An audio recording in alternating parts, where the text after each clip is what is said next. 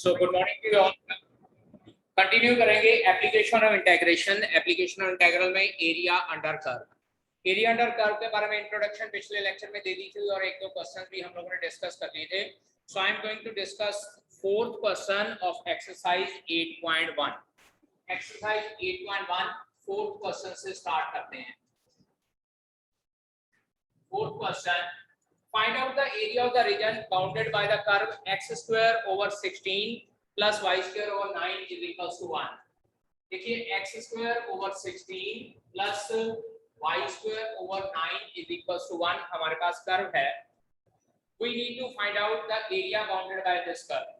अब इसमें बेटा हमारे पास क्या होता है, अब यहाँ पे देख सकते हैं x square over a square plus y square over b square is equals to 1 और a square जो है b square से बड़ा है। सो अगर a स्क्वायर b स्क्वायर से बड़ा है तो हमारे पास एलिप्स होगा जिसका मेजर एक्सिस x एक्सिस की तरफ होगा। सो हमारे पास कौन सा हो जाएगा जिसका मेजर एक्सिस जो है x एक्सिस की तरफ होगा। So this is x axis and this is y axis. Ellipse draw करते हैं, इस तरह से कुछ डायग्राम ड्रॉ होगी इसकी।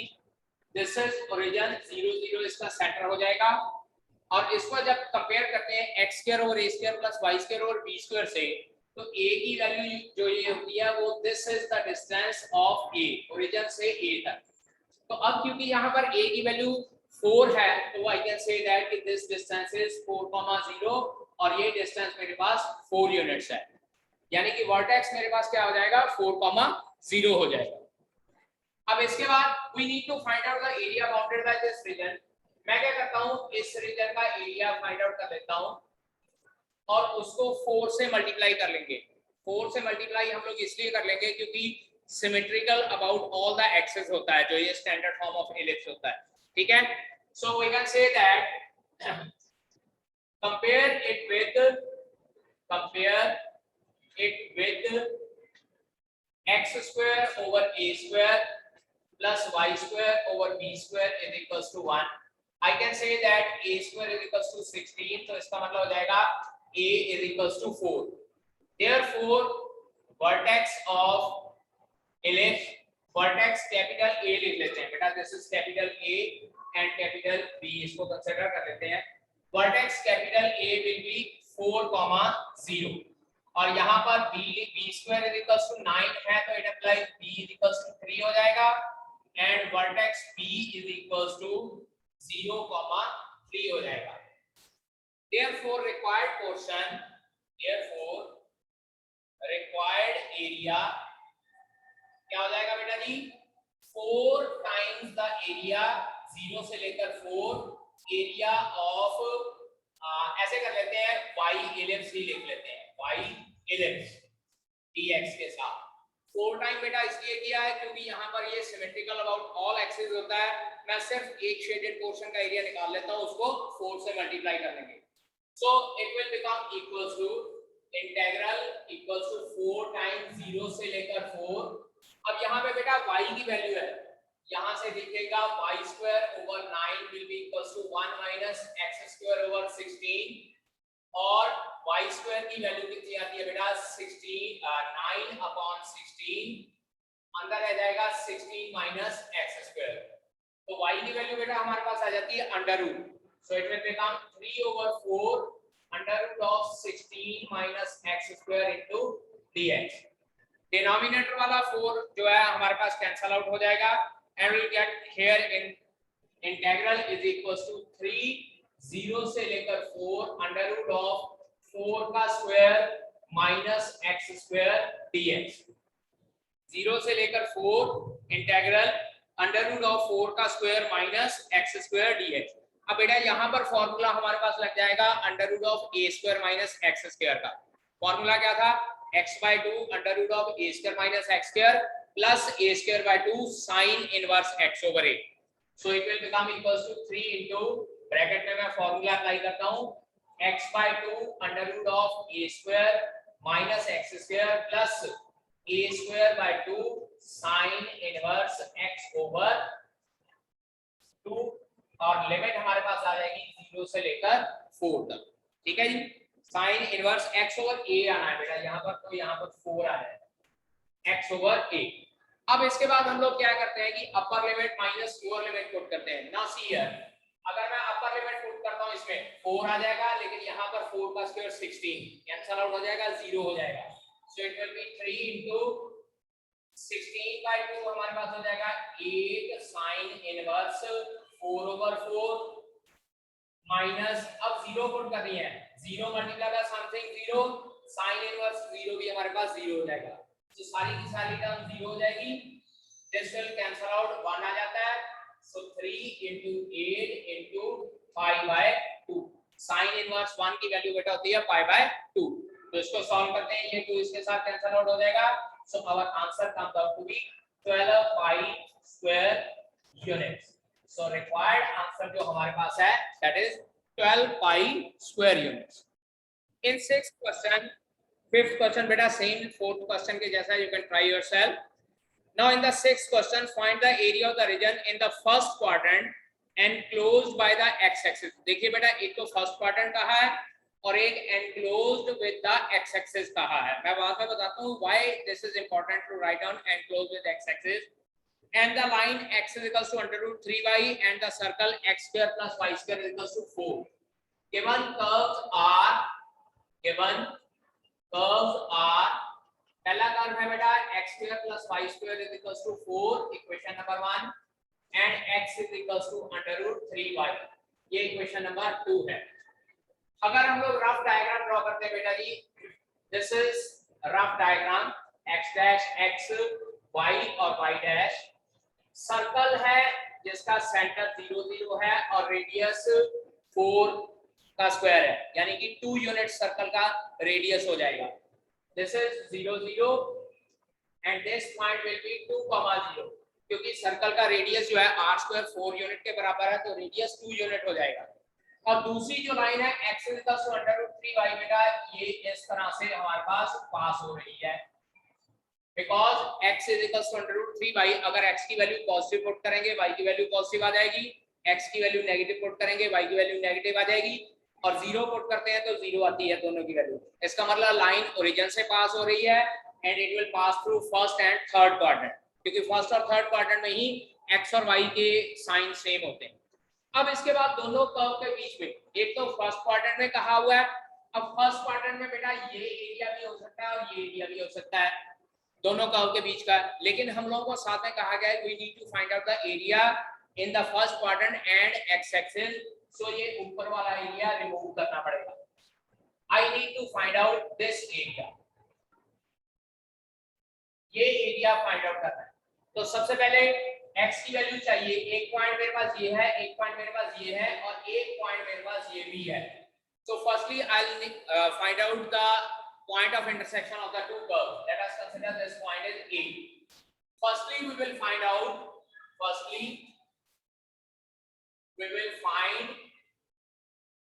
point of two curves. वो इसलिए फाइंड आउट करना बेटा जी क्योंकि हमारे पास लिमिट्स नहीं है, ठीक है। अगर ये दोनों कर्व आपस में इंटरसेक्ट नहीं करते तो मैं सीधे लिमिट ले लेता 0 से लेकर 2 तक, क्योंकि एक्स एक्सिस की वैल्यू लेनी है, लेकिन क्योंकि ये दोनों लाइनें दोनों कर्व आपस में इंटरसेक्ट कर रहे हैं, so I am in need of finding out the point of intersection. तो इक्वेशन नंबर 1 और इक्वेशन नंबर 2 को कंसीडर करके हम लोग पॉइंट ऑफ इंटरसेक्शन निकालते हैं। देखिए x की वैल्यू √3y है, यहां पुट करते हैं, √3y का whole square plus y square is equals to 4। So 4y square is equals to 4, y की वैल्यू ±1 आ जाएगी, y की वैल्यू ±1, एक बार +1 ले लेते हैं, एक बार y की वैल्यू -1। जब y की वैल्यू +1 कंसीडर की तो x की वैल्यू आ जाती है √3, y की वैल्यू -1 कंसीडर की तो x की वैल्यू -√3। इसका मतलब point of intersection are, that is point of intersection are, एक हो जाएगा √3,1 और एक हो जाएगा -√3,-1। अब यहाँ पे आप लोग देख सकते हैं एक ये थर्ड क्वाड्रेंट में इंटरसेक्ट कर रहा है और एक ये फर्स्ट क्वाड्रेंट में इंटरसेक्ट कर रहा है। So what will be the limits? अब लिमिट हमारे पास क्या हो जाएगी, देखिएगा ध्यान से, required area is equals to, देखिएगा y line plus y circle दोनों का इंटीग्रेशन अलग अलग होगा। क्यों? क्योंकि ये लाइन और ये सर्कल दोनों अलग अलग है। देखिए अगर मैं यहां से परपेंडिकुलर ड्रॉ कर लेता हूं तो लाइन के नीचे सर्कल नहीं आ रहा है, और अगर सर्कल वाला पोर्शन ये वाला पोर्शन कंसीडर करूंगा तो उसके ऊपर लाइन का पोर्शन नहीं आ रहा है। सो बीच में प्लस का साइन होएगा। अब अगर लाइन कंसीडर कर रहे हैं तो दोनों की लिमिट्स सेपरेट होंगी। पहली लिमिट हो जाएगी 0 से लेकर √3 तक, क्योंकि लाइन जो है 0 से लेकर √3 तक है। दूसरी लिमिट हो जाएगी √3 से लेकर 2 तक, क्योंकि √3 से लेकर 2 तक मेरे पास सर्कल का पोर्शन है। So required area will be the addition of these two areas. अब ये हमारे पास हो जाएगा this will be equals to 0 से लेकर √3 y लाइन, यहां से y की वैल्यू निकालते हैं x/√3 dx प्लस √3 से लेकर 2 y सर्कल, यहां से y की वैल्यू आती है √4 - x² dx। तो x/√3 बेटा √3 तो कॉमन है, I can take out, so it will become equals to 1/√3 x²/2। Limits are from 0 to √3 plus अब ये जो है √(a² - x² का फार्मूला लगेगा।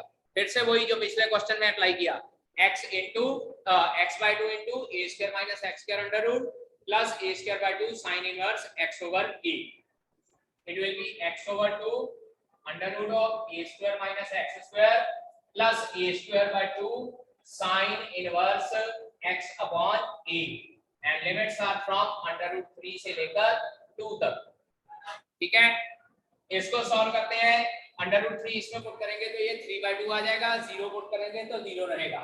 सो it will be equals to 3/2 √3 plus अब अपर लिमिट पुट करनी है। यहाँ पे देखिए बेटा, अगर मैं 2 पुट करूंगा इट विल बिकम 0, यानी कि ये फर्स्ट टर्म 0 हो गई। सेकंड मेरे पास हो जाएगा ये और ये कैंसिल आउट हो गए, 2 sin इनवर्स 2/2 माइनस अब √3 पुट करना बेटा, यहाँ पर √3/2 4 - √3 का स्क्वायर यानी कि 3 हो जाएगा। तो अल्टीमेटली ये टर्म मेरे पास बची √3/2। इसके बाद √3 यहाँ पुट करना है, 2 टाइम्स sin इनवर्स √3/2, और बेटा यहाँ पर भी माइनस का साइन आ जाएगा क्योंकि ये लोअर लिमिट पुट हो रही है। और जब इसको सॉल्व करना है बेटा, ये √3 इसके साथ कैंसिल आउट होकर √3/2 plus 2 sin inverse 2/2, sin inverse 1 हो गया तो it will be 2 * π/2 minus √3/2 minus 2 * sin inverse √3/2 that is π/3। ये माइनस का √3/2 और प्लस का √3/2 कैंसिल आउट हो जाएगा, 2 और 2 cancel out, pi minus 2 π/3 and resultant answer is π/3 square unit. तो इसका मतलब हमारे पास जो रिजल्टेंट आंसर है दैट इज π/3 स्क्वायर यूनिट्स। ठीक है, now we are going to discuss 7th question, find the area of the smaller part of the circle x² + y² = a²। पहले तो इक्वेशन लिख लें, x² + y² = a², और दूसरा कहा हुआ है at the line x = a/√2।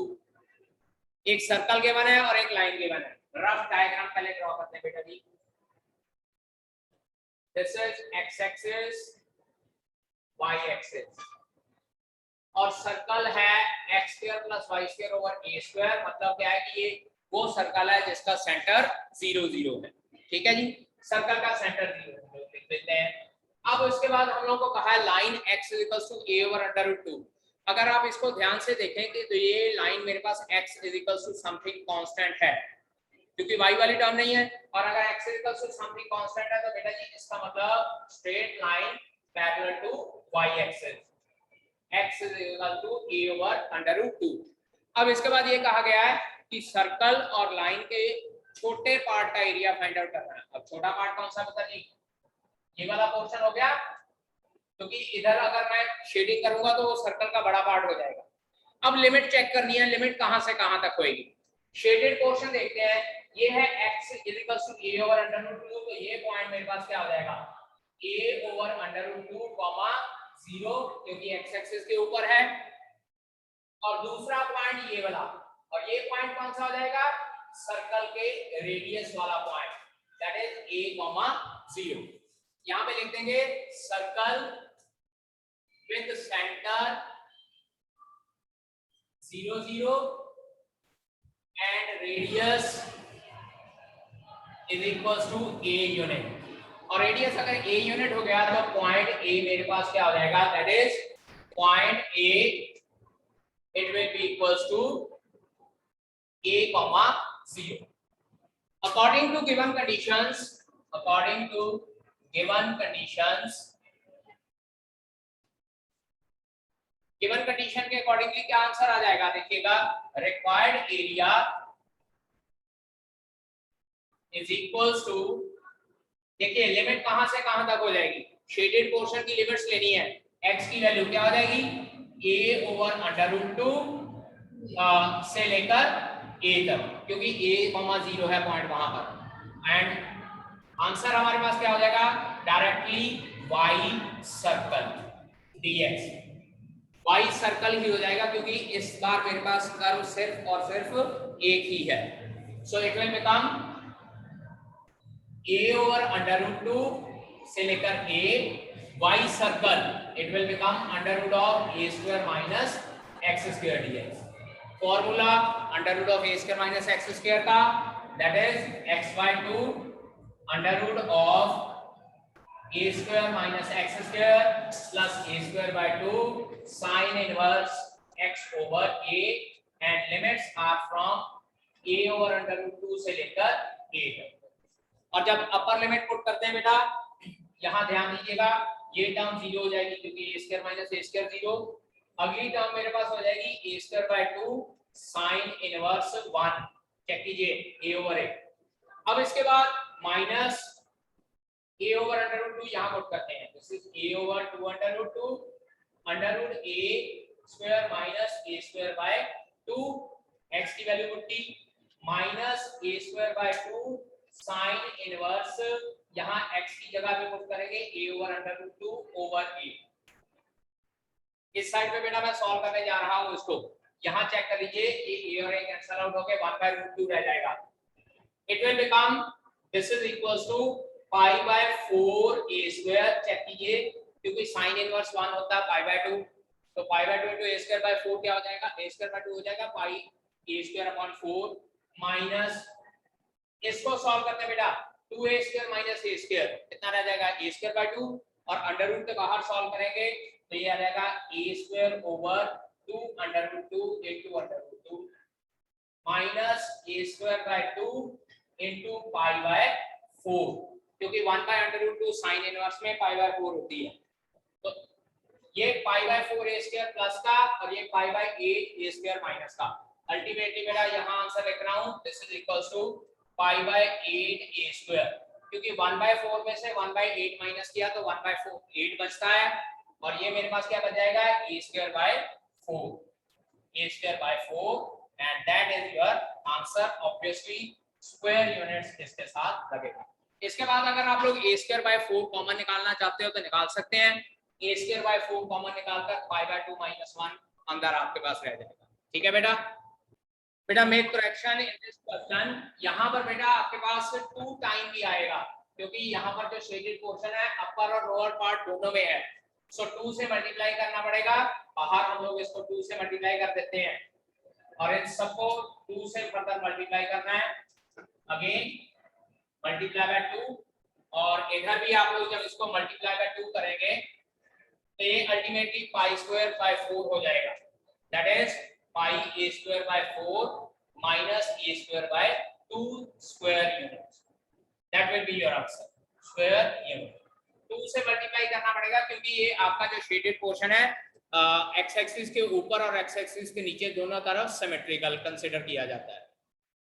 Now let us discuss question number 11।